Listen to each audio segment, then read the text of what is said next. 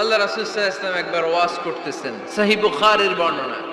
আল্লাহর হাবিব সাল্লাল্লাহু আলাইহি ওয়াসাল্লাম বললেন, ইন্না মিনাশ শাজারি শাজারা, এক ধরনের গাছ আছে, লা ইয়াসকুতু ওয়ারাকুহা, যেই গাছের পাতা কোনোদিন ঝরে না, পাতা পড়ে না, একটা গাছ আছে। মাসালুহা কামাসালিল মুসলিম, এই পাতার দৃষ্টান্ত মুসলিমের দৃষ্টান্ত একই। হাদ্দিসুনি মা হিয়া, দেখি তো কোন সাহাবী বলতে পারে এটা কোন গাছ। আল্লাহর হাবিব বললেন, এমন একটা গাছ আছে যে এই গাছের কোনো পাতা ঝরে না। এই পাতার দৃষ্টান্ত, গাছের দৃষ্টান্ত, মুমিনের দৃষ্টান্ত একরকম। ফাহাদ্দিসুনি মা হিয়া, কে আছো বলতে পারো এটা কোন গাছ? কেউ পারে না। সাহাবারা মনে করছে এটা মরুভূমির কোন একটা গাছ হবে। কেউ বাড়ির পাশে যে খেজুর গাছ আছে এটা খেয়াল করে নাই। সবাই চলে গেছে অন্য গাছের দিকে। ক্যাকটাস, গুলমলতা, মরুভূমির রেয়ার যে গাছগুলো আছে, দুর্লভ দুষ্প্রাপ্য গাছগুলো, তারা এক একজন একটার পর নাম বলতে আরম্ভ করলো। আল্লাহ রাসূল সাল্লাল্লাহু আলাইহি ওয়াসাল্লাম বললেন হয় নাই। একজন বলে একটা, আল্লাহর হাবিব বললেন হয় নাই। সব শেষে কেউ যখন পারে না, আল্লাহ রাসূল সাল্লাল্লাহু আলাইহি ওয়াসাল্লাম বললেন, ইন্নাহা আন-নাখলা, এটা খেজুর গাছ। এটা কি গাছ? সবাই বলেন কি গাছ? খেজুর গাছ। কেউ পারে নাই। ওয়াজ শেষ, নসিহত শেষ, সবাই বাড়ি ফিরে যাচ্ছে। সাইয়েদনা ওমর ফারুক রাদিয়াল্লাহু তাআলা আনহু, উনি ওনার ছেলে আব্দুল্লাহ ইবনে ওমরকে নিয়ে যাচ্ছে। আব্দুল্লাহ ইবনে ওমর হঠাৎ করে বললেন, আব্বা, আল্লাহ রাসূল যখন জিজ্ঞেস করেছিল এটা কোন গাছ, আমি কিন্তু জানতাম এটা খেজুর গাছ। আমি কিন্তু জানতাম।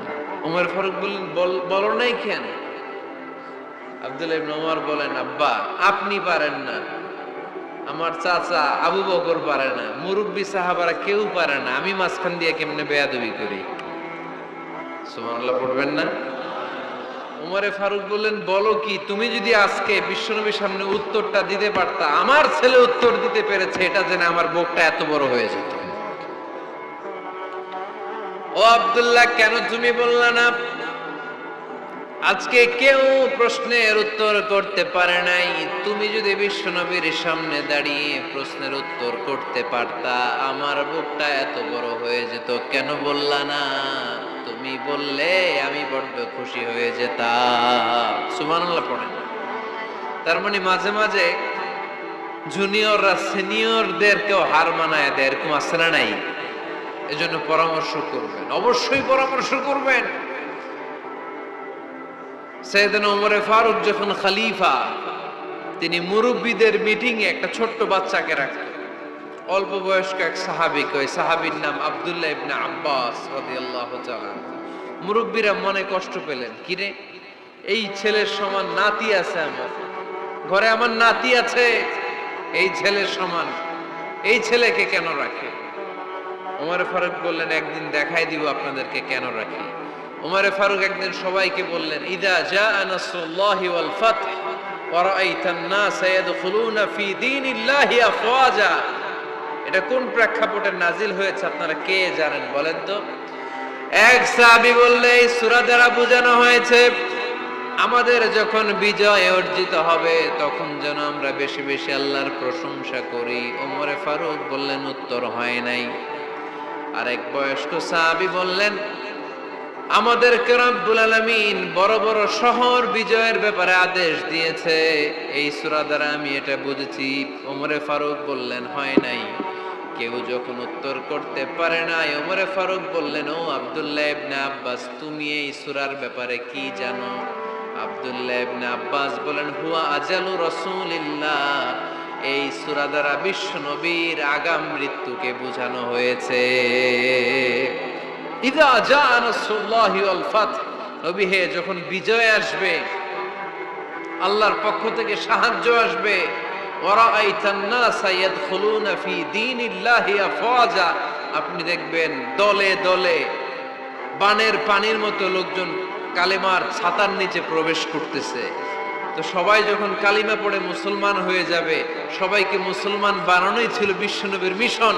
মিশন যখন কমপ্লিট, নবী থাকার পৃথিবীতে আর দরকার নাই। এই সূরা দ্বারা আল্লাহ বুঝিয়েছেন বিশ্বনবী পৃথিবীতে আর বেশি দিন বেঁচে নাই। চিল্লায় বলেন ঠিক কিনা?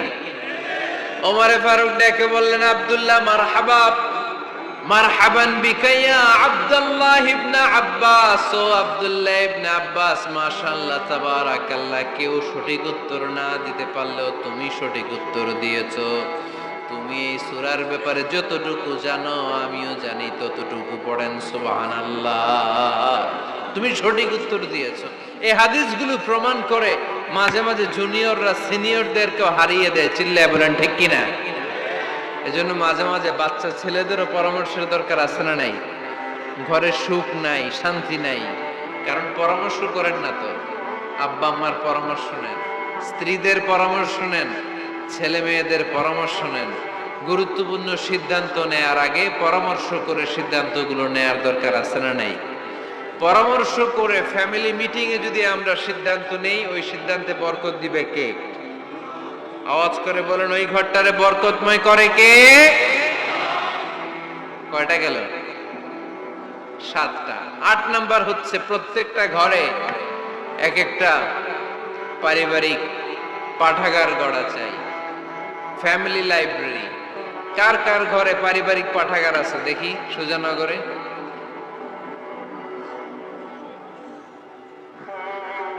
মাশাআল্লাহ, মাশাআল্লাহ পড়েন, আওয়াজ করে পড়েন মারহাবা।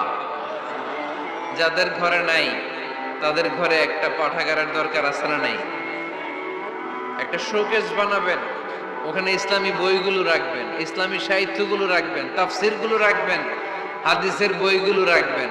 একটা পারিবারিক পাঠাগারের দরকার আছে না নাই? কোরআনের প্রথম আয়াত হয়েছে পড়ো। কোরআনের প্রথম আয়াত কি? আল কোরআনের প্রথম বাণী পড়ো, আল হাদিসে নবীর কথা পড়ো। আল কোরআনের প্রথম বাণী পড়ো, আল হাদিসে নবীর কথা পড়ো।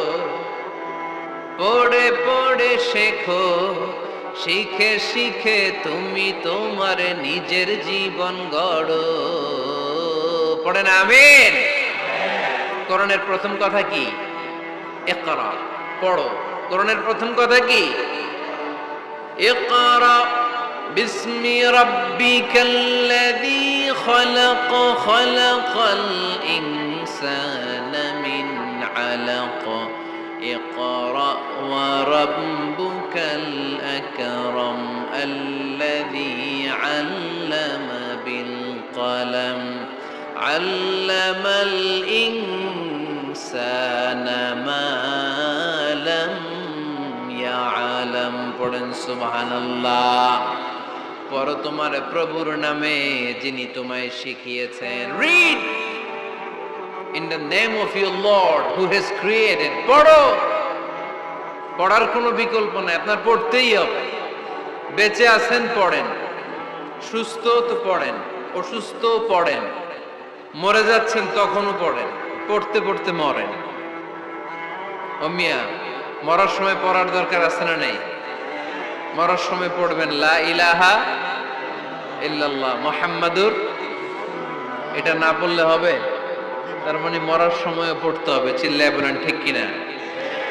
তাহলে সুখী, সমৃদ্ধ, আলোকিত একটা পরিবার গড়ার 8 নম্বর পয়েন্ট হচ্ছে একটা ফ্যামিলি লাইব্রেরি। প্রত্যেকটা ঘরে শান্ত যেন নেই, যে আমাদের প্রত্যেকের ঘরে আমরা যেন ছোট্ট করে একটা পাঠাগার বানাই। ওখানে যেন বিভিন্ন ধরনের বই, বিভিন্ন ধরনের বইয়ের কালেকশন রাখি। বই কিনুন, বই পড়ুন, প্রিয়জনকে বই উপহার দিন। বই কিনে কেউ কোনোদিন দেউলিয়া হয় নাই, ঠিক কিনা? পড়তে রাজি আছেন তো? এই যে কোরআনের বঙ্গানুবাদ পাওয়া যায় না এখন, কথা বলেন। স্মার্টফোন আছে কার কার দেখি? হ্যাঁ, কারা কারা স্মার্ট দেখি? হাজার হাজার স্মার্ট, মাশাআল্লাহ। এই স্মার্টফোনের ভেতরে আল কোরআন নামে বাংলায় কোরআনের একটা অ্যাপস পাওয়া যায়। কথা বলেন, পাওয়া যায় কি যায় না? আজকে থেকে এই অ্যাপসটা ডাউনলোড করে প্রতিদিন 1 আয়াত, 2 আয়াত, 3 আয়াত করে পড়া শুরু করে দেন। বাঁচতে হলে পড়তে হবে, বাঁচতে হলে জানতে হবে, ঠিক কিনা? এই স্লোগান আমাদেরকে শিখায়। এই স্লোগান তো আল্লাহ, এই স্লোগান দিয়েই তো আল্লাহ কোরআন শুরু করছে। ইকরা বিসমি রাব্বিকাল্লাযী খালাক। বাঁচতে হলে জানতে হবে, বাঁচতে হলে পড়তে হবে, পড়ার কোনো বিকল্প নাই। আওয়াজ করে বলেন ঠিক কিনা? সুজানগরের রায়েরা, মোবাইলের অ্যাপসের ভেতরে আমরা কোরআন রাখতে রাজি আছি তো সবাই? হাদিসের অ্যাপস ডাউনলোড করতে রাজি আছি তো? বাস রাজি আছি, ডাউনলোড করে রেখে দেবো, আর কেউ পড়বো না নাকি? হ্যাঁ, প্রতিদিন একটা আয়াত হলেও যেন আমরা পড়ি। আল্লাহ যা বলা দরকার সব বলে দিয়ে গেছে, নতুন করে আর কিছু বলবে না। আমরা যেন পড়াশোনা করি, আমরা যেন একটা পাঠাগার বানাই। আবারও কখনো আসার সুযোগ হইলে আমি জিজ্ঞেস করব, যদি আমার মনে থাকে, যে আপনাদের পাঠাগার আছে কার কার ঘরে। সেদিন সবার হাত তুলতে হবে। এমনি পারা যাবে তো? আল্লাহ তুমি তৌফিক দাও। এজন্য একা একা সিদ্ধান্ত নেবেন না, নারীদের কাছ থেকেও পরামর্শ নেবেন। আল্লাহর হাবিব সাল্লাল্লাহু আলাইহি ওয়াসাল্লাম নারীদের পরামর্শের গুরুত্ব দিয়েছেন। মাঝে মাঝে জুনিয়রদের পরামর্শ নিতে হয়, ছোট্ট বাচ্চাদের পরামর্শ নিতে হয়। ছোট্ট বাচ্চাদেরকে বোকা মনে করবেন না, ছোট্ট ছেলে মেয়েদেরকে বোকা ভাববেন না, ওদের মাথায় বুদ্ধি আছে। মাঝে মাঝে জুনিয়ররা সিনিয়রদেরকে হারায় দেয়, আছে না নাই? আল্লাহর হাবিব সাল্লাল্লাহু আলাইহি ওয়াসাল্লামের একটা বৈশিষ্ট্য ছিল, তিনি কিছু খেলে খাওয়ার পরে বন্টন করলে কোন দিক দিয়ে করতেন? আওয়াজ করে বলেন না। ডান দিক থেকে। একবার তিনি দুধ খেলেন, দুধ খেয়ে বন্টন করবেন, কিন্তু ডান দিকে দাঁড়িয়ে ছিল একটা ছোট্ট ছেলে, আর বাঁ দিকে মুরব্বী সাহাবারা। আল্লাহর হাবিব সাল্লাল্লাহু আলাইহি ওয়াসাল্লাম এই ছোট্ট ছেলের কাছ থেকে অনুমতি চাইলেন। তার মানে ছোট্টদেরও পরামর্শের দরকার আছে না নাই? আল্লাহর হাবিব বললেন, আতাআযানু লি আন উ'তিয়া হাউলা। আমার স্বভাব হলো খাবার বন্টনের সময় ডান দিক থেকে করি, কিন্তু এখন ডান দিকে তুমি ছোট্ট মানুষ, বাম দিকে বয়স্ক সাহাবারা। তুমি যদি অনুমতি দাও, তোমার আগে বয়স্ক সাহাবাদেরকে দিয়ে আমি খাবার বিতরণ করতে চাই। ছোট্ট ছেলেটা বলল, ইয়া রাসূলুল্লাহ, লা উসিরু বিনাসিবি মিনকা আহাদান। আপনার এই বরকতের জিনিস আমি অন্য কাউরে দিতে চাই না, আমার ভাগেরটা আমি আগে খাইতে চাই। যেহেতু হিসাবে আমি পাই, আমারে আগে দেন, আমি দিব না। সুবহানাল্লাহ পড়েন। সে যেহেতু রাজি হয় নাই, আল্লাহ রাসূল সাল্লাল্লাহু আলাইহি ওয়াসাল্লাম দিতেও পারে নাই। আল্লাহর হাবিব সাল্লাল্লাহু আলাইহি ওয়াসাল্লাম দুধের পেয়ালাটা মুরব্বিদের হাতে না দিয়ে ছোট্ট বাচ্চার হাতে তুলে দিয়েছে। চিল্লায় পড়েন আল্লাহু আকবার। তাহলে ছোট্ট বাচ্চাদের পরামর্শের দলিল আছে না নাই?